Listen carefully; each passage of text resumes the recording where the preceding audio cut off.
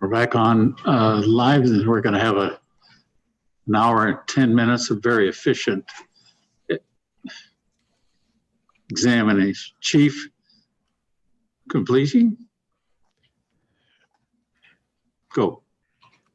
Page 17 of his witness statement at paragraph 13, we're going to deal with the issue of housing. I think Mr. Manette started to allude to that, but we wanted to just continue along this format. Mr. Manette, can you deal with those issues? Okay, my witness statement in paragraph 13 and 12.2.6, which is found on page 8 of the exhibit. Do the region and city have affordable housing targets? What are they, and are they being achieved? If so, is it appropriate to require a minimum of 35% of new dwelling units to be affordable? How is affordability to be measured and therefore demonstrated by development as contemplated in subparagraph 3 of this section? Should affordable housing include, in addition to items referred to in subparagraph 2, provision for zero-car household dwelling units or non-automobile households? The region, and this is in response, the region and city have affordable housing targets which have not been met. Policies 12.2.6 sub 2 and 3 are vague and difficult to determine how they could be implemented. And then I'm leaving out the OS zone designation. That's a phase 2, I think. Moreover, the TRCA's request for land conveyance, requests for public roads, and higher parking standards will make it difficult to achieve housing affordability in the city. Provision should be made for car-free households by not requiring a parking space for such households. So the changes we're proposing are identified in blue. And so we're saying to provide housing options that are responsive to the needs of the city's current and future residents. 12.2.62, adding car-free households as part of the mix. And we think it's appropriate to delete number 3 because we don't see how that could be achieved. There's no indication as to what is going to be required or how that can be done. And I think where you have something that's totally unclear like that, it should just be removed because nobody can figure out how to deal with it. Okay, and then on the top of the next page, we've indicated earlier, new purpose-built rental accommodation should be promoted to address a gap in supply within the Bernard KDA. And that's a change we think is appropriate. I think we're skipping over all of the park stuff.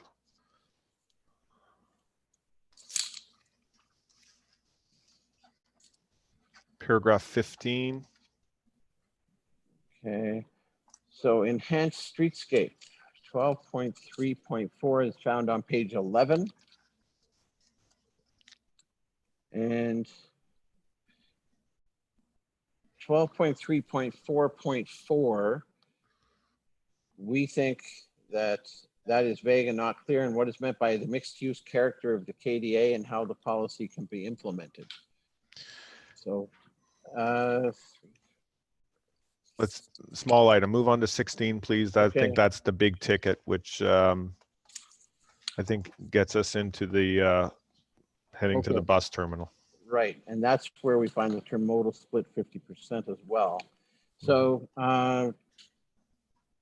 section 12.4.1 and related schedules. Is the active transportation system and or vision coherent and feasible? What space is development required to contribute? And is it appropriate? How much bicycle parking is adequate? And I agree with the comments made by Nixon Chan that was contained in his witness statement. And we have proposed changes, but we think that section needs substantial revisions. We want the inclusion of a network of private and public streets in lieu of the block structure introducing finer grain road network. The Part 1 plan identifies a long-term target transit modal split of 50% in the regional centers and regional corridors. And I think there was only reference to the regional centers in the evidence you heard today. And I wanted to highlight that we talk about regional corridors. And this regional corridor, the KDA is part of a regional corridor, just for clarification. And there was some, sorry, Michael, there was some suggestion that the 50% might have been a typo. Well, I don't believe it was a typo. I think that's the high level target. And I think we would be doing well if we could try to achieve the 30% target.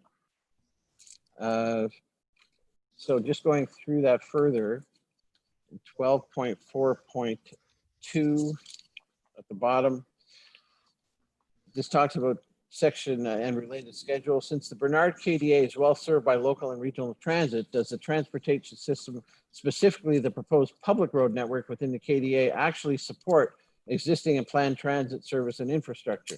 Is it appropriate to require a public street or fine-grained street network or ring road on any lands within the KDA to support transit? And that goes to the comment I made earlier, that where you're introducing additional roads to a development block that doesn't require roads to serve it, then to me, it's redundant to have additional roads. And in fact, the lands where the roads would go should be used for actual development. And provided you have connectivity throughout with pedestrian and cycling access and trail and a system for that purpose, and you can serve the development block to get any required vehicles in and out to the development. As a matter, like for example, entrance to underground parking that could be under the whole quadrant with stratification and surface parks and pedestrian and cycling trail systems throughout, that would be appropriate for an intensification area such as we're proposing here.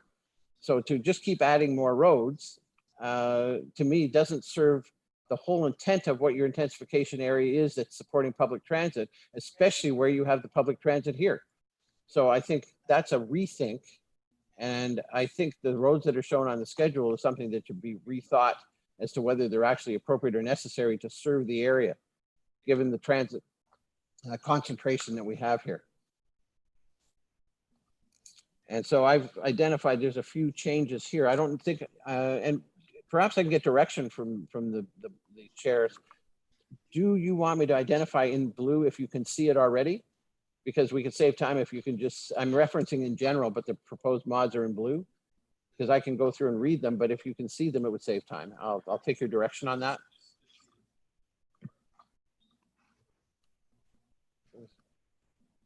Just direct us to the blue.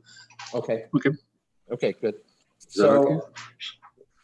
Yeah, okay, so on, yeah.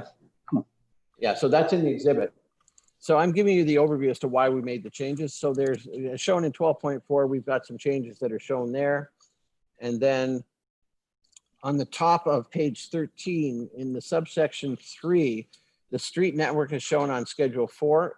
Every time I've referenced schedule 4, I put in brackets to be revised because that schedule will be revised.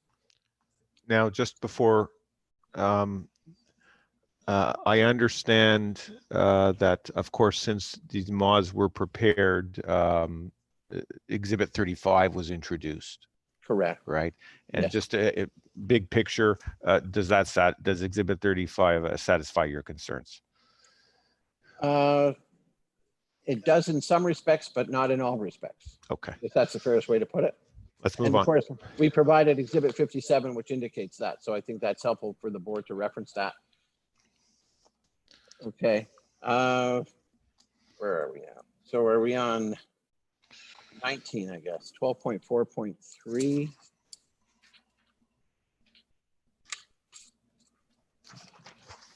So that's over on page 15. And that's where we've, so that's indicating that the concern about 12.4.3, subparagraph 5 and 6 is the policy coherent and implementable. Are city encouragement, may or otherwise discretionary policies appropriate to support the vision for the KDA? Are the items listed in subparagraph 5 appropriate? And should they be subject to the city's satisfaction and discretion? Are the items listed in subparagraph 6 appropriate in order to achieve parking reductions? And should they be subject to the city's satisfaction and discretion? Are items such as maximum parking more appropriate to be introduced in the zoning bylaw? And the response to that is clear, reasonable, and attainable policies and zoning standards are required to ensure that underutilized sites can develop and contribute to the creation of a complete community. The city does not really have a coherent parking strategy, and you've heard a lot of evidence on that. And TDM measures are inappropriately left subject to the discretion of city officials.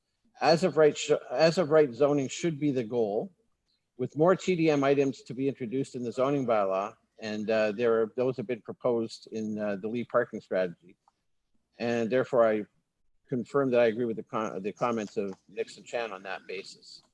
And so what I've shown on 12.4.3, number 1, we think it's important to introduce the concept of the car-free households through a minimum parking standard.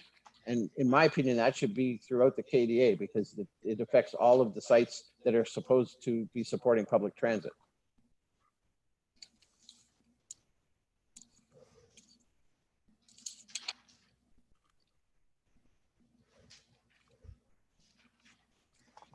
And now we're over to 12.4.4, and that's the public streets. And we've indicated that we would like to see that section revised, and that's sort of a goal because I think the whole section needs to be reconsidered. And public streets section for 12.4.4, region, collector, and local. Are new public streets required to support intensification within, in effect, the whole KDA? Is it appropriate to plan or protect for a connection between the northwest quadrant and the northeast quadrant of the KDA? And are policies appropriate for an intensification area? So that goes back to the concept of a ring road generally. And I think we heard evidence yesterday, I believe it was yesterday, with respect to whether, and I think we had an answer from the regional witness on the transportation. No, sorry, I think it was Ms. Sterling. Sorry, that would be the for TS7JC, that transportation experts are not in agreement that you actually need to have a connection in order for effectively a ring road system to work based on what the definition of the ring road has been for this area. It's not necessarily have a full ring connection to serve as a bypass, which in my view, that's what I understand a ring road to usually be for, or to serve connections internally. As long as there is connections internally to from the individual development quadrants out to the arterials, that is the important connections. There is no actual need to connect from one side to the other because you have the intersection at Yonge and Bernard, which clearly does that for the purposes of vehicles, pedestrians, and cyclists. And also that's the point where everybody is going to have to go to get to the public transit in any case. So I think that's sort of an overview of that. And that deals with the connectivity. And so by adding additional public streets where they're actually not necessary for a function, then that takes away from the potential intensification of the lands where those roads would go. So I think the view has to be looked at differently, and that's why I'm saying the section should be revised. So if the goal is to connect within, then the connectivity can be for pedestrians and cyclists, and the cars should come in and out to serve the purposes of getting into the sites, but not for through traffic. Mr. Minette, just a question. You indicated not adding public streets where it's not necessary, right? Right. Okay. And I'm going to anticipate that my colleague, Mr. Kagan, may refer you to his client's development where he had, I think it's in Exhibit 42, where it shows that a public street is under construction. Well, in my view, that would be necessary because that's a greenfield development that doesn't have any streets. So where you need a street because it doesn't exist, certainly they have to have access to the development area. Where you already have streets that serve an existing area and it's redeveloping, you don't need more streets. Just to clarify, I have no problem with Mr. Kagan's new street going in because it's appropriate. There is no street. Thank you. Okay. What do we have now? 12.4.3. That's good.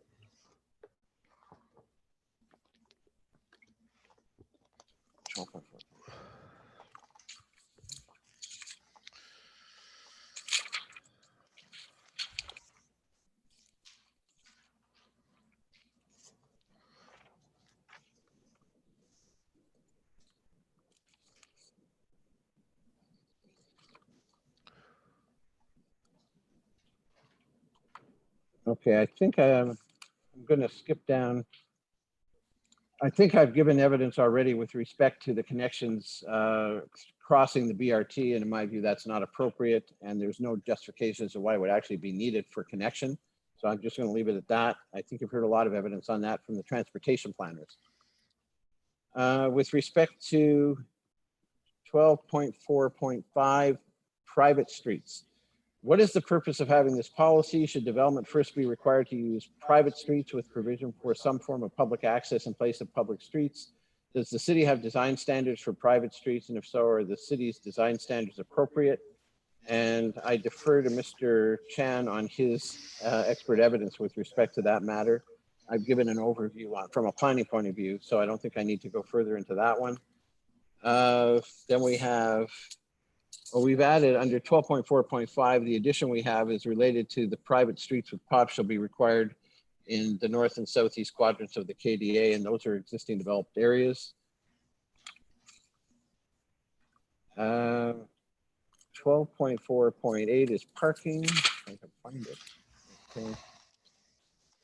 And that's a general comment that does the city have a current parking strategy? Are the proposed policies supportive of active transportation, transit, and housing affordability goals of the KDA and the Yonge Street corridor? And if not, what modifications are required?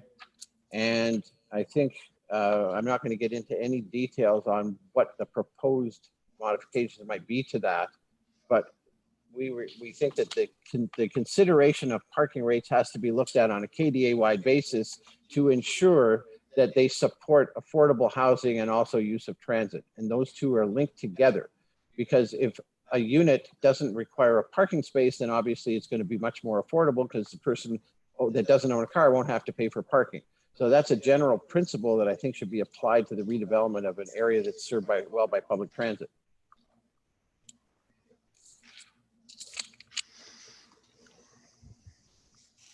.5 is implementation. So the number 24 on page 22, should the policy be modified to provide that policies in the secondary plan prevail over policies in the part 1 plan in the event of a conflict? I think we've already determined that was found earlier. We should put that right in the beginning. And since the secondary plan is intended to provide more detailed policies specifically to address the issues and needs for the specified area. Monitoring is under 12.5.2. What kind of monitoring is envisioned, especially in regards to transportation matters? Should development be required to monitor and report to the city, who in turn report to the landowners on all things to be monitored as listed in section 12.5.2? If monitoring is important, how will the monitoring be carried out? How does the city intend to monitor the achievement of a modal split targets through development approval process? Is this policy feasible? In the response, the monitoring policies are vague and do not provide the methods for carrying out the monitoring. They are not implementable. And in that regard, I also agree with the comments of Nixon Chan and his witness statement. Now, just before we proceed, to your knowledge, Mr. Manette, thank you. To your knowledge, has there been any monitoring of anything by the city to date that would have informed the preparation of this secondary plan? Not that I'm aware of, no.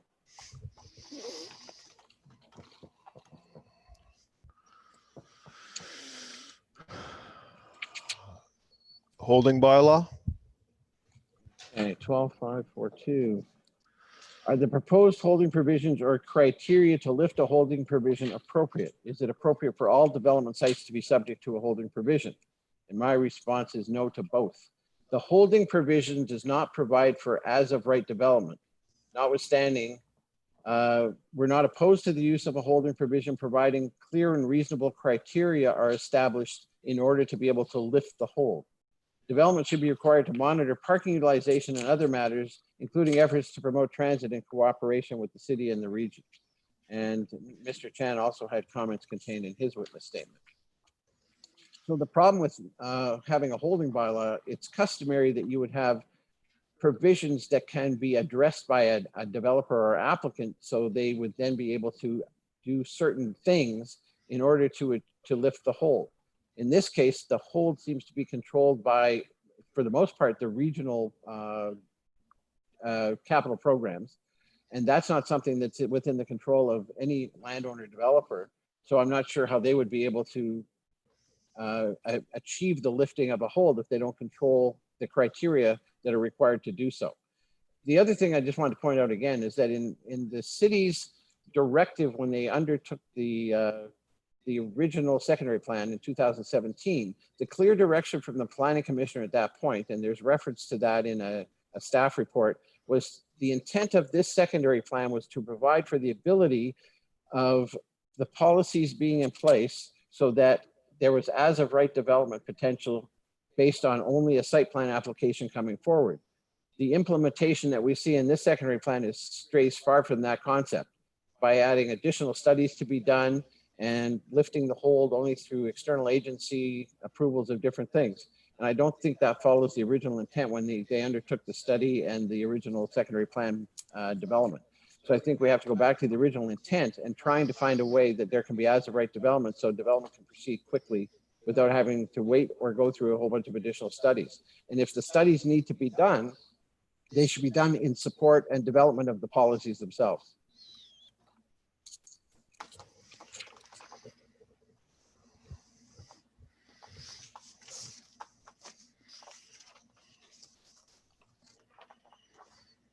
Now I notice we have a lot of deferrals here. So with respect to the zoning bylaw itself, and I think that was the next section, given the nature of all of the changes that I would hope would happen to the secondary plan, I believe it's probably premature to get into details of the zoning bylaw itself until the policies are in place so it's clear what the implementation would be for. So I don't know whether we want to get into any details. There's some principles that we disagree with in the bylaw, but I see that some of these are, though they're not redacted, are probably appropriately dealt with in phase 2 with respect to the open space zone as an example. So I don't think I should go into that in any detail.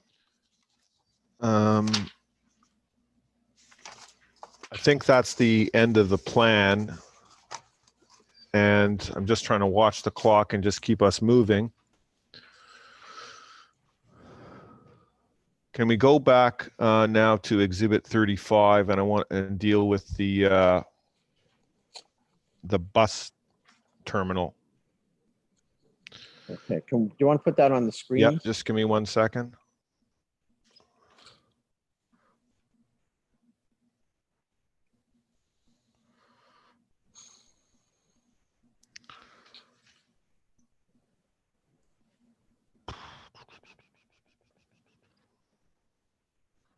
Where is it? Not seeing it. Sorry, 1 second.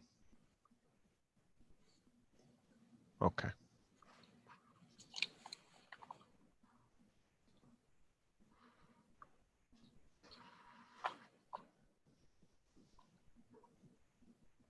My apologies. I'm just trying to get it up on the screen.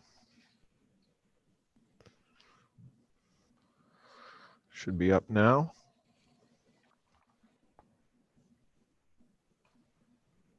There we go. So I want to take, I want to take a step back with respect to the bus terminal. And I want to just go back specifically.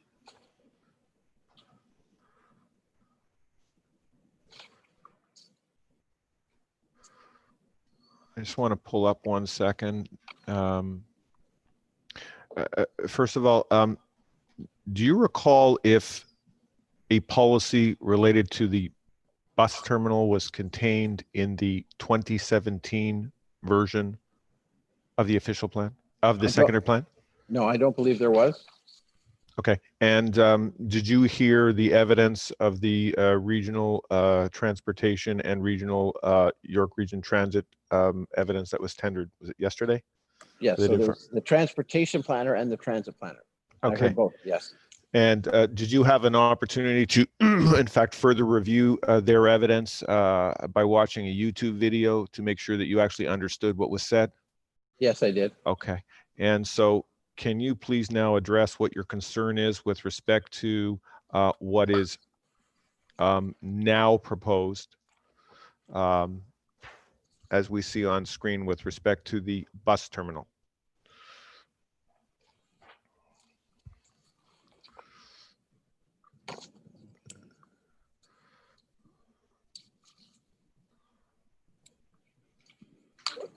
And then of course, address the issue whether or not it's appropriate to have a policy that does not fix the location of the bus terminal, but leaves it flexible. Well, maybe I'll deal with the last part first. in my view, and it was always understood that the bus terminal, as proposed in the secondary plan, was at a fixed location so that planning could be done with some certainty on the understanding that that bus terminal is going to be remaining in the same location. And I think that's important with respect to moving forward with redevelopment for the KDA, because everything is transit oriented and feeds to that location with respect to it being there as a major infrastructure component of the secondary plan, and how it also relates to the BRT line. So to me, to start to take that assurance or certainty away by making it in effect a floating bus terminal with no supporting documentation or study that would suggest over the next many years it needs to change, to me is not good planning and not appropriate to do. So I think it's important to have that fixed for the purposes of planning the whole KDA around that location.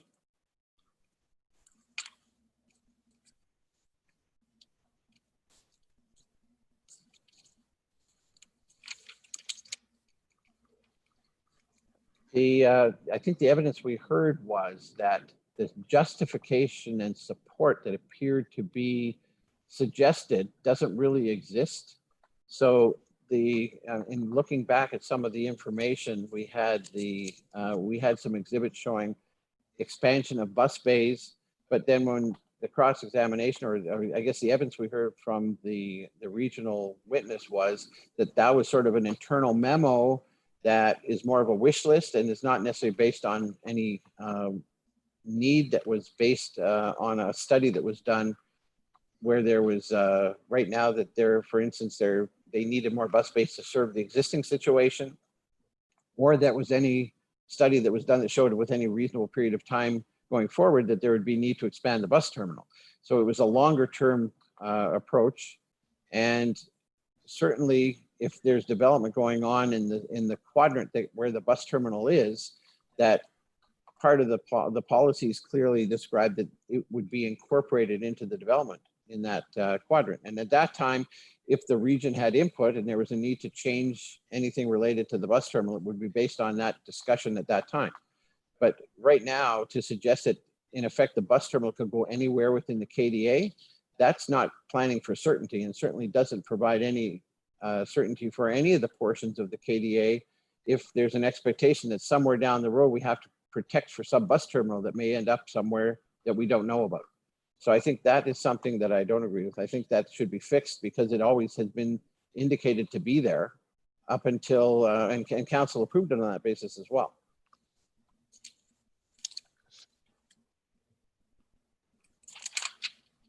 Sorry, what do you mean by and council approved it on that basis?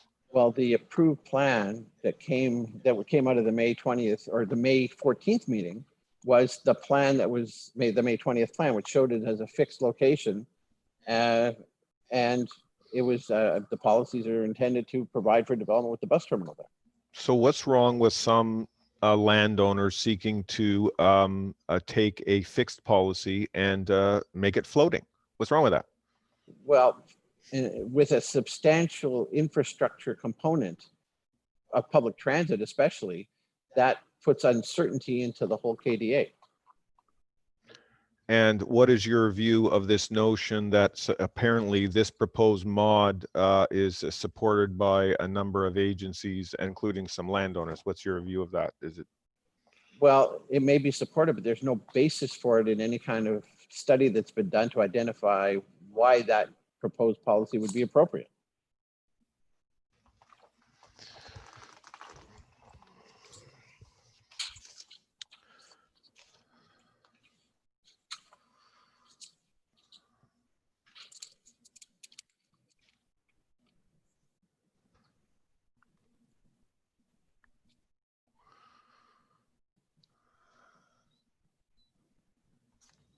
Therefore, just going back to the, we have exhibit 30, excuse me, exhibit 57? Which one? Sorry. Yeah, 57.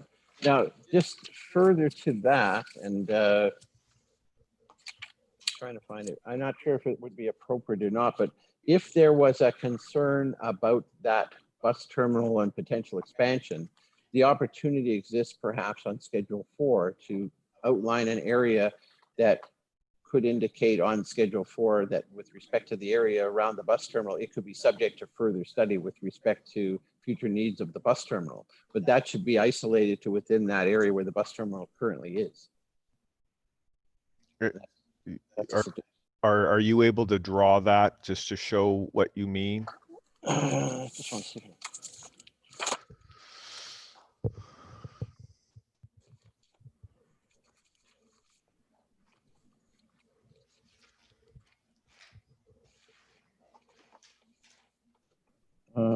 So is the best way to show this to hold it up in front of the camera? Like, does that work? I don't know whether anybody can see that. Let's see. So Oh, yes. Yep. So what I have here is an orange square. Sorry, sir. We're not seeing anything on screen. We're just seeing the former exhibit. Oh, No, it's on screen. Would I be able Not to? on mine. Yeah, look at the witness screen. Look at Mr. Manette that's screen. instead of me. Would it be possible to end share screen for now, and then I can make the witness's screen bigger, and that will enable. It to be I shown? can't. It's a paper document. I can't. Well, if I end the screen share that you're currently doing, Mr. Streisfield, and return to the normal screen. Oh, then I can yes. make that bigger. Okay. I understand. Or I could just pass it up to No, Richard. just put it on screen first. Now, okay. I think there we go. Thank you. Thank you, Andrew. Oh, okay. Post, oh, do I get, oh, there we go. Okay. So what is it you're recommending? Okay, so it seems to be backwards. No, it's fine. It's fine. You can see it. Okay, so what I've done, you can see where the location of the bus terminal is. And within the area identified for the new road or greenway, whichever it be, I've put a square there. And then I've also put a note at the bottom that says, and I better read it. It says, so in the orange, in the legend, it would be subject to further study bus terminal. So we would add the orange square. We would then have in the legend the orange and the note that says subject to further study bus terminal. So that would provide an opportunity. Oh, You're putting it away, but go ahead. okay. So should I continue now? No, you're putting it away. I was going to have it marked as an exhibit. Yeah. Okay, so Can we have that marked as the next exhibit, please? should I be handing it to you to do that? No, you write it down. Oh, okay. So I'm marking an exhibit number And we'll take, 58. Mr. Streisfield, can you take a photo of that and email it out? to yes, I everyone was so going to, we've got yes, it? I would. Thank you. Mr. Streisfield, what are we calling this exhibit number 58? Michael, what do you want to call it? Your Okay. proposed mod to the bus So term? this is a modification to Schedule 4, indicating a area subject to further study related to the bus terminal as outlined in orange on the legend and on the schedule. Is that too long? Got it.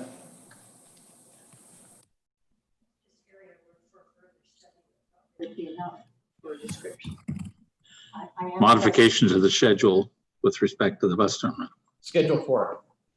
Yeah. Okay.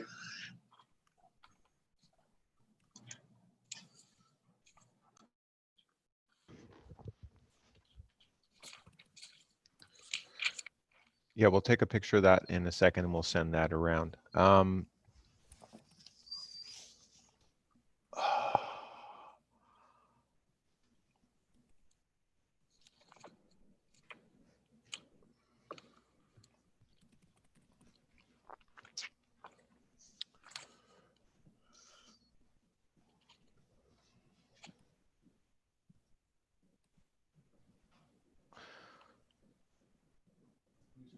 Who- Oh, sorry.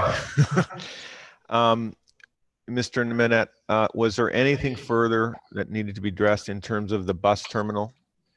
Well, I just had a note that the terminology here seems to suggest that the bus terminal serves the KDA. And I just wanted to, I don't know whether this needs to be added to the policy, but in my view, the bus terminal does not just serve the KDA. It's a regional infrastructure and it serves the region. It may be located within the KDA, but it serves the larger area. So I don't think it's appropriate to say that it just serves the KDA.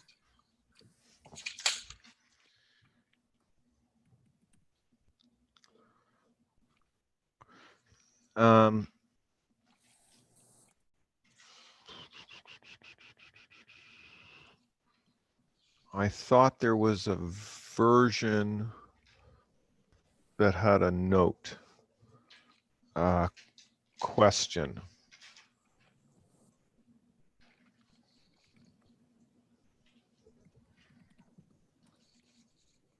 Was that an exhibit? Okay, well, if you're looking at, oh no, that's in 12.2.3.5. That was above that one. There was a question about the zoning performance standards continuing to apply to expansion of existing uses. Is that Yes, one? yeah. Where Okay. sorry, where is So that? that's just before the bus terminal, 12.2.3.5. Oh, yeah, sorry. Yeah, my apologies. Okay, so, yeah, so So you have a question. yeah, so in reading that, the policy is now changed. It says, in order to ensure all development in the KDA is transit supportive, new development shall demonstrate that it can support a minimum of 200 residents and jobs per hectare for the development site. This generally translates to a minimum of FSI of 1.5 for the site. This policy shall not preclude the redevelopment and expansion of existing uses within the KDA as permitted through the implementing zoning bylaw. And the question is, and this, we were hoping to get an answer from the city, do the existing zoning performance standards continue to apply to the expansion of existing uses?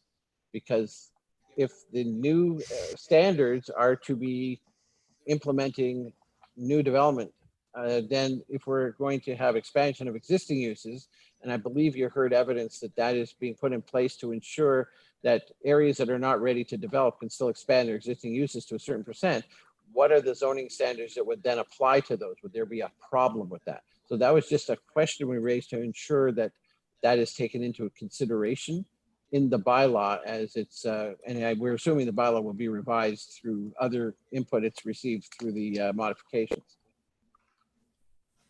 So what I've done where I didn't necessarily disagree, I just want a clarification. I put a question, and hopefully that we can get an answer to that. Mr. Chair, at this point in time, I'm going to ask if we could adjourn until Monday. We have to have a little discussion about some agreed upon modifications that we have between us and the city. And so Mr. Manette could deal with that first thing Monday morning, and then he could start his cross meet. Is that fine? Given where we are right now?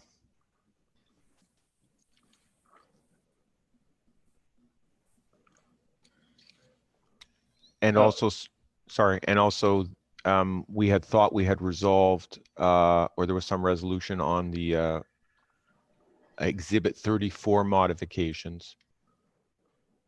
And we need to have a little discussion about that just before we finish with Mr. Manette and Chief. So I wouldn't anticipate we would be more than 10 minutes on Monday morning. Mr. Chair. Yes, I understand. Mr. Cherniak. Yeah. So I am fine with whatever is done as long as my witness starts first thing Monday afternoon as planned. We got you there. Okay, thank you. Mr. Kussner. Sure, I had understood from my friend that he was in effect completed or would complete the examination in chief of Mr. Manette this afternoon. There is some further discussion that we will be having over the weekend with respect to the further modifications that had been discussed between Mr. Manette and Ms. Anderson. And I'd indicated to my friend that I had no issue with treating his witness as not under cross only for the purpose of facilitating those limited discussions about those particular modifications.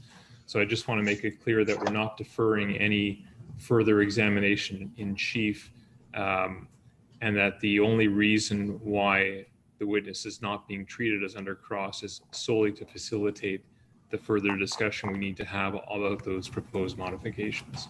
That is agreed, sir. So as I understand it, maximum Monday morning with the current witness in chief would be, I would assume 5-10 minutes. Ben, is that agreeable then? Yes. You got a deal? Yes, sir. Thank you. Mr. Chair, if I could ask if there are going to be additional mods that the parties be circulated with those mods at least Sunday evening so that we don't come in and start to scramble on Monday morning. We can keep going as planned. It's my understanding that you are going to get together with Mr. Manette and facilitate the discussion so that we're not surprised Monday morning.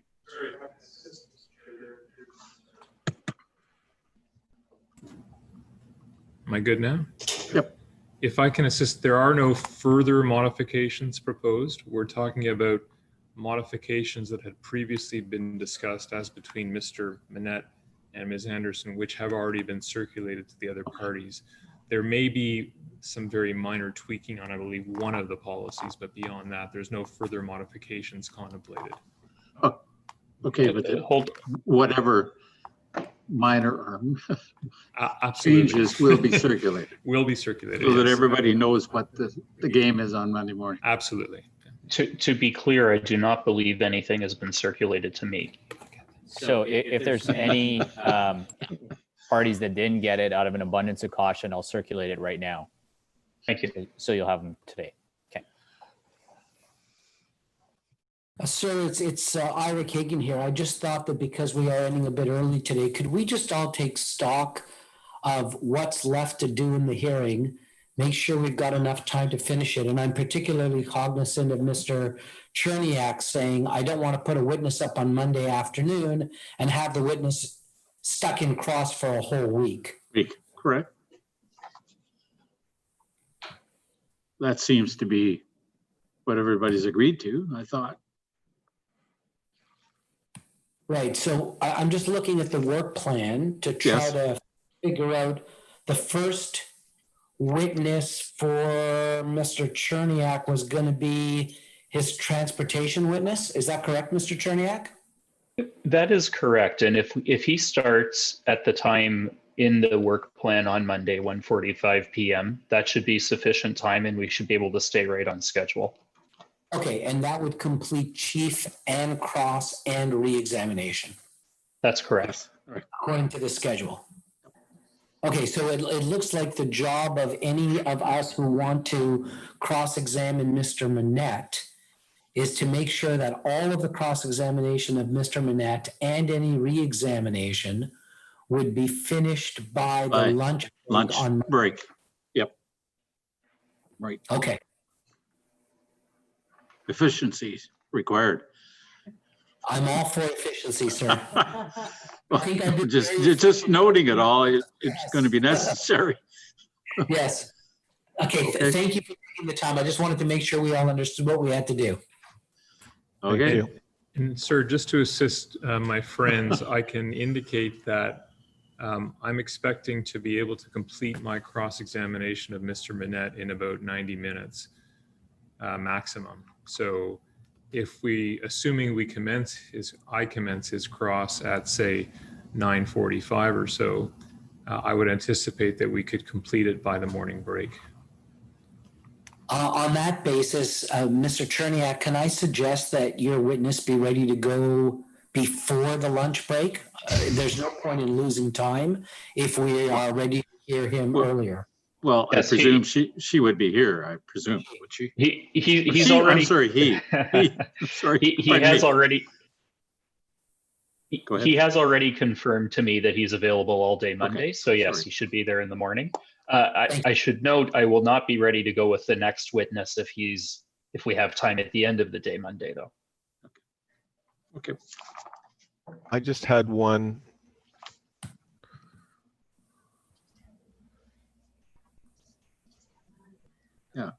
We just have the Monday next week, and then we're into Monday of the following week. So that's why nobody's going to be held over for a week.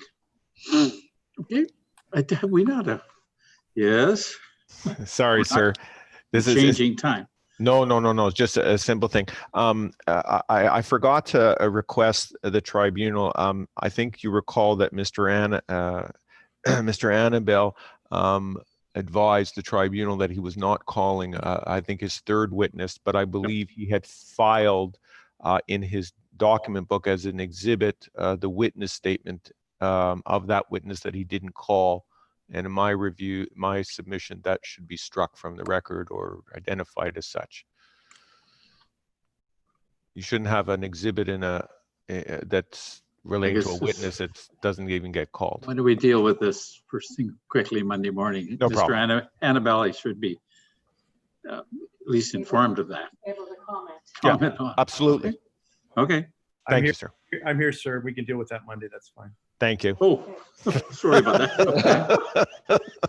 I just popped up, sir. Okay. Yes, you weren't showing up before, so you're mystifying us. I've been here all along. Oh, okay. Monday, 9:30. Thank you, sir. Have a good weekend. Actors.